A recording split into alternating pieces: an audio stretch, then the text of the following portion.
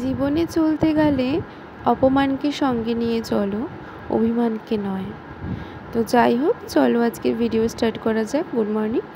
তো আজকে সকালে ঘুম থেকে উঠে ছেলেকে আগে ফ্রেশ করে নিয়েছি, ওকে খাইয়ে দিয়েছি।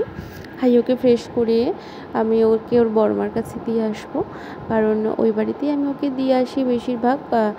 তাহলে ওই টাইমটাতে না আমার যা কাজ থাকে সকালে, সেই কাজগুলো আমি সেরে নিতে পারি।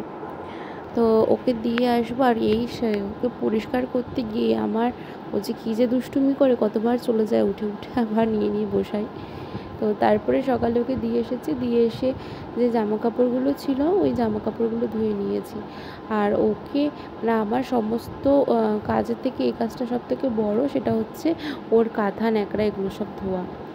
এটা আমার ধুতে পারলে তাড়াতাড়ি করে আমার শান্তি, মানে ওইটা তাড়াতাড়ি রোদে না মেললে না শুকোতে চায় না। তো তারপরে আমি ঘরে চলে এসেছি, ঘরে এসে ঘরের সমস্ত কাজ করে নিয়েছি, ঘর গুছিয়ে নিয়েছি। তারপরে রান্নাটা আজকে ছিল মাছের ঝোল বসিয়েছি, আর ওদিকে ছেলের চান করার জল বসিয়েছি। আর বিকেলবেলা চলে গেছিলাম, আজকে যেহেতু রথ ছিল, রথের মেলায় গেছিলাম ঘুরতে আমি আর আমার হাজব্যান্ড।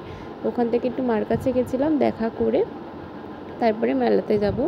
তো এই যে আমরা মেলাতে চলে এসেছি, মেলাতে কারেন্ট ছিল না, ওর মধ্যে ভিডিও করেছিলাম। তো মেলাতে গিয়ে ওইটাতে নেওয়ার জন্য খুবই দুষ্টুমি করছিল।